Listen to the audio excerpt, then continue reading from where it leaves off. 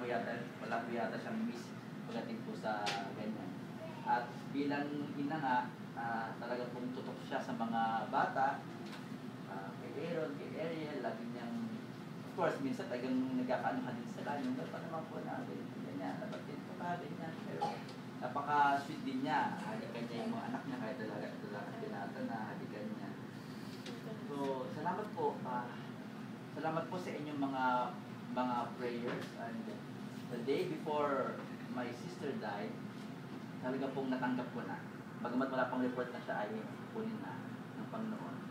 Tanggap ko na ano man ang mangyari, God is in control, at si ate ay namayapa na ngayon. Mas nagdiwang po ako nung nalaman ko ano sa ikurin ng Panginoon. Kaya sa ladong ko. Salamat po sa Panginoon, salamat po sa inyo.